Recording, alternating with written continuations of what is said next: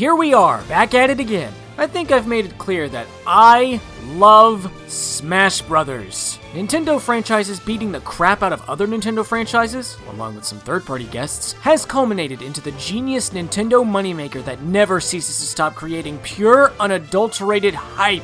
With Nintendo's home console becoming increasingly popular not even a year after its launch, Smash Brothers will no doubt creep up to bank on that popularity. The question is, enhanced port or new installment? Either way, character speculation is inevitable. With that said, who exactly do I want to see in Smash? Well, quite a few. My only rules are, none of these veterans, and they have to be or are going to be on a Nintendo-supported platform, because mobile is a thing. Get ready to choose your character. Let the chaos commence! I'm gonna get some weird death glares for this one. It's a controversial pick, but frankly, I don't care, because I still want this. Number 10 is a Fire Emblem character. Okay, look, I get it. People have grown tired of seeing new Fire Emblem characters being added to the roster ever since Smash 4 kept pumping out Fire Emblem character after Fire Emblem character after Fire Emblem character after Fire Emblem character. But for a franchise with so much recent and sporadic attention, it can't and shouldn't be ignored. I'm not saying they should get rid of the current Fire Emblem characters, well, except maybe make you a Marthault. I just don't want them to gloss over newer Fire Emblem characters that get introduced. That was my big fear with Corrin, and look what happened. They put him in. If Nintendo wants to represent newer games in Smash, adding in characters from those games should be considered. Now on to who I want. If we go with the mindset that they'll initially only put in one new Fire Emblem character, at this point in the game, I'm perfectly fine with whoever they put in. The Shadows of Valentia pro tags, Kieran from Heroes, or even the new hero of Fire Emblem for Switch, it doesn't matter to me who they go with. So long as the character is made to stand out in the roster, I'm good. Something that I really love about Smash 4's roster is its numerous amount of female characters. Yeah, some of them are palette swaps, but it's just nice to see a lot of females join the battle since previous rosters were lacking in this area. I cannot, however, say the same for the number of villains in Smash. I mean, we gained a villain in Smash 4 at the cost of another. I think a good way to start fixing this is including everybody's favorite Croc. I'm of course talking about Croc from the Croc series on Game Boy.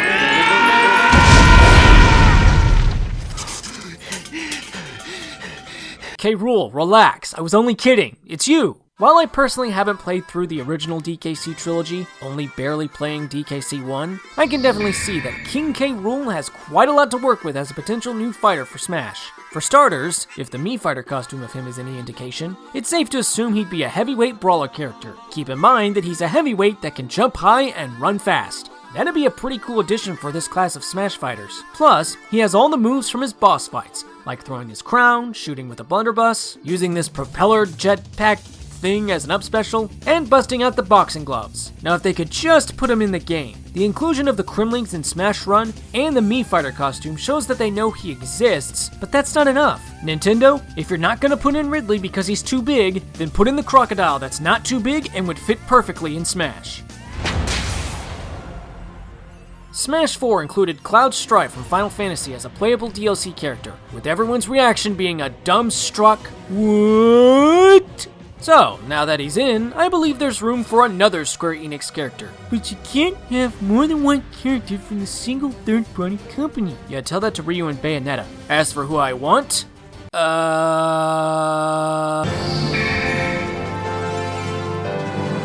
oh freaking yes! Next to Cloud, Sora's probably Square's most iconic character, and I feel he would fit right at home in Smash with the likes of Mario, Link, even Sonic.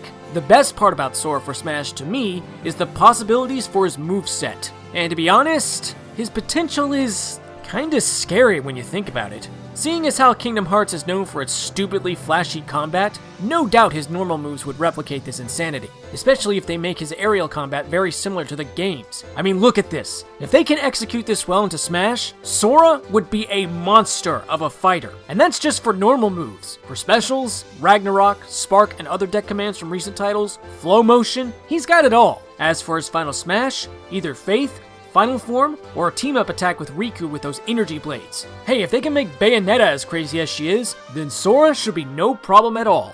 Just don't make him as broken as Bayonetta was before she got nerfed, thank you. Whenever there's a new generation of Pokemon released around the time of Smash development, it's pretty certain that a new Pokemon would be added to the roster.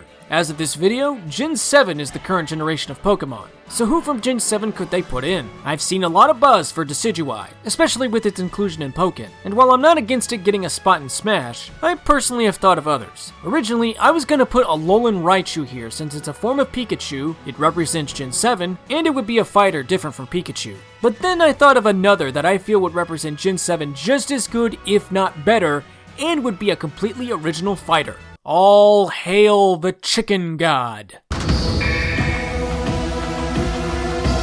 Next to Cosmog and the Ultra Beasts, Tapu Koko was pretty prominent in Sun and Moon's story. I would say more, but you know, spoilers. But even so, Tapu Koko as a choice for Smash doesn't seem so out of place. Tapu Koko would be unlike any of the Pokemon characters, or heck, any of the characters that have appeared in Smash thus far. Being a floating chicken fairy god thing, I would have to guess it would be somewhat floaty, but it would be a very speedy character with speedy attacks to reflect its fast movements seen in Sun and Moon's cutscenes. Of course, since it's a Pokemon, its specials would be its attacks from the games. I can see it using moves like Brave Bird, Discharge, Electro Ball, and especially its signature move, Nature's Madness. But one thing that would be really cool is seeing it use its ability Electric Surge as a special move. I can see Electric Surge being similar to Wii Fit Trainer's Deep Breathing, boosting its power but with some drawbacks to make it balanced. Its final smash is no contest, Guardian of Alola.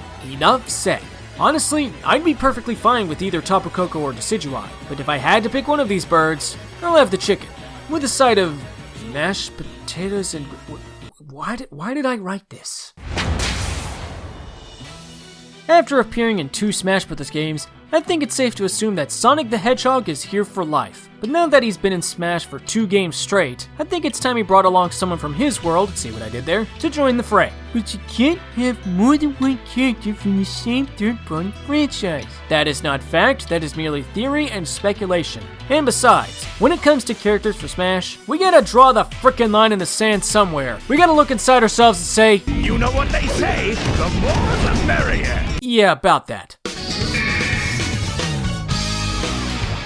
For the longest time, I really wanted Shadow to be playable in Smash. I still do, but see, this little thing called Bowser Jr. happened, and it had me thinking, Dr. Eggman really needs to be in Smash. Think about it, almost every time you see Eggman, he's riding in some hover vehicle. Heck, in Sonic Adventure 2, he fights in the vehicle, so it's obvious this is how he'd fight in Smash. Now as for a moveset, he could take a page from Bowser Jr. and use various gadgets and weapons he's used throughout the Sonic games, like the Wrecking Ball and the Walker Mode. As for a final Smash, take your pick. Death Egg Robot, Egg Dragoon, Egg Viper. Get a load of this! Okay, maybe not that one, but that would make for a good tagline for his reveal. Again, we need more villains in Smash, and putting in the big bad to Mario's mascot rival would be a fantastic choice and a great change of pace. No, I am not sorry for these puns. If there's one thing I appreciate Nintendo for in this current era of gaming, it's the company's immense support for indies. With Nintendo giving this much love towards those budding developers, I think it's high time we saw an indie character take up the mantle and join Smash. No, I don't just mean a trophy. I want to see an indie character with playable status. Exhibit A, Shantae. Shantae would no doubt be one of Smash's most unique fighters should she get into a Smash game. It's obvious that her normal attacks would incorporate her hair. Hey, that would make 2 characters in Smash that attack with their hair in different ways. But her hair is not the end of her potential. Shantae has various magic attacks that could work for specials, although I can also see some of them working as normal items, but hey, whatever works. But I think the best utilization for her specials would be from her transformations, being a genie and all. Shantae has many forms that she could use, like the elephant for a down special, the monkey for a side special, and the harpy for the recovery. The final Smash is a tricky one. Not really sure what could be done, but hey, Smash has managed before, so no worries. With her status as one of the indie scene's most famous characters, her history with Nintendo platforms, and some of her games actually releasing in Japan, this half-genie hero's shot into Smash is not impossible. Don't pass up this opportunity, Nintendo. As far as fighting Nintendo's greats is concerned, Shantae is ready to go. If a Smash 5 is what'll happen next for the series, will Sakurai be involved in the development in some form? I bring this up because he is the mastermind behind certain characters making appearances in Smash. Sakurai confirmed that there were plans to put in another retro character into Smash 4 as a playable character, but that didn't come to fruition. His name is Takamaru. This is yet another potential fighter that got the assist trophy treatment. This time because apparently we Westerners wouldn't know who this character is. Except there's an entire attraction in Nintendo Land dedicated to Takamaru, and his game was given a 3DS eShop release in the West during the period of Smash development. Heck, his reveal as an assist trophy came after they showed his game off at Comic-Con that same year. Man, Takamaru really got the short end of the stick. Because let me tell ya, having played his game myself, there's stuff to work with for a moveset for Takamaru. Well, okay, based on what I've played in his game and his actions as an assist trophy, I'd best describe him as a sword user with a focus on using projectiles in unique ways. See, in the mysterious Murasame Castle, Takamaru can shoot projectile ninja techniques in multiple directions like this, and as you can see from his actions as an assist trophy, he does just that. But imagine this with a proper moveset utilizing his other attacks like his fireball and his bow and arrow alongside his windmill swords. And if his assist trophy is anything to go off of, he'd be a sword user with fast movement and attack speed, which would make sense because he has the quick feet ninja technique. Not sure what Takamaru would use for an up special, but for a final smash, he's got lightning to damage all foes at once, or Circle of Fate to unleash projectiles in all directions. Really, you couldn't ask for a better retro character to put into the next Smash. But one thing that could really bolster his chances is if he got a new game. I'm calling it now. Sakurai's next game is a mysterious Murasame Castle reboot sequel like Kid Icarus Uprising. Knowing what Sakurai could do, that would be pretty awesome.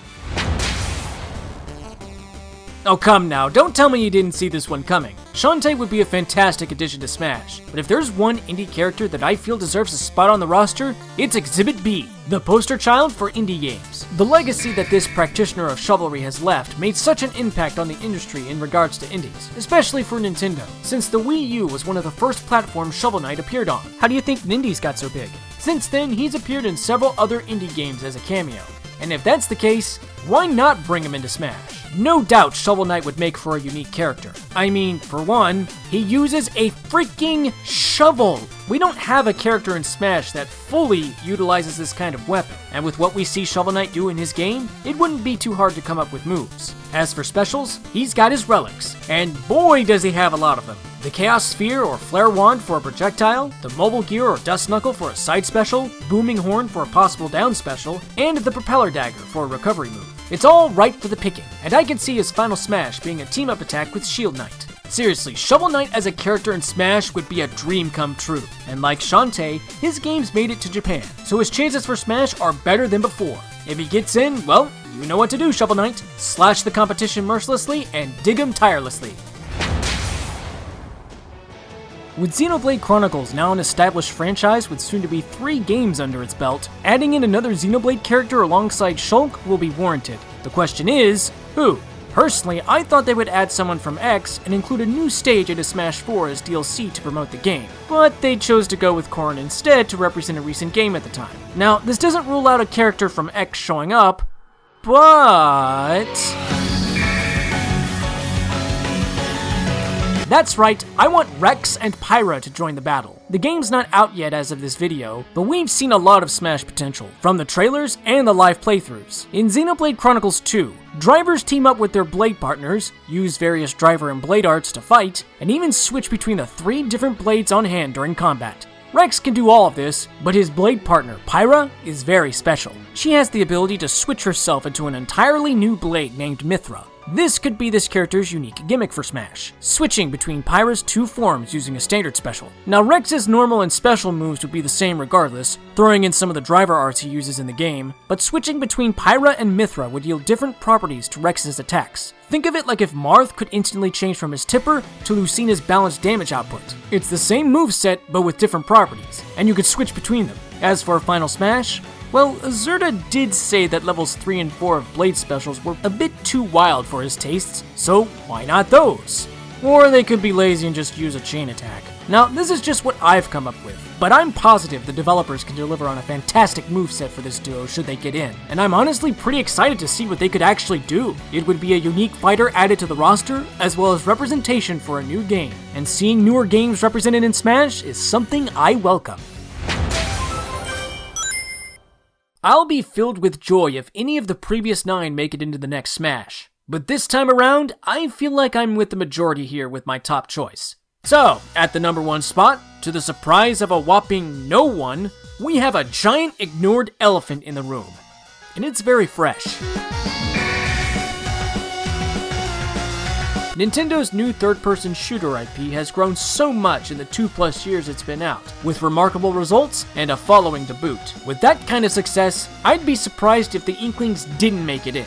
Now as for how they can work in Smash, oh boy, where do I begin with this one? There is so much that can be done to craft a moveset for these guys. I can kinda see their standard and Smash attacks being similar to the Mii Gunner, but changed a bit to be unique, possibly incorporating different weapons like the Splat Roller, Burst Bombs, and the like. As for specials, the standard special can be the Splat Charger, which can be slowly charged up to shoot further. The side special can be a Splat Roller rolling charge attack, and the up special is a no-brainer, Super Jump. Their final smash would definitely be one of the Splatoon specials. My preferences are the Ink Strike, Splashdown, or Tinta Missiles. Now for the big question. How do you implement the swimming mechanic into Smash? I think I found a good answer to that. The standard jab would be like Mega Man's, except it shoots ink. And this and any other ink-based attack will cover some of the floor.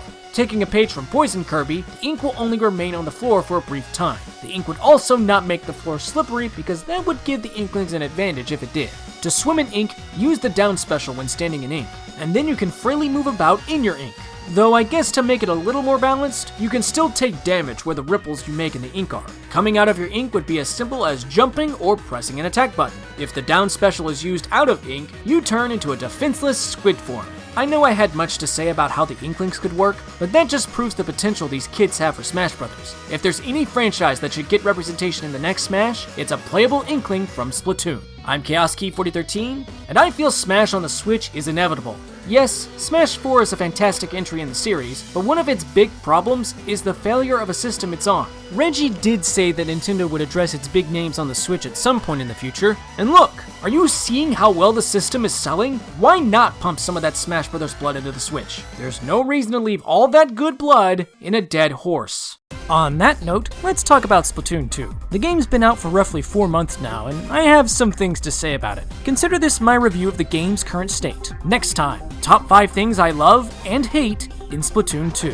See you guys then.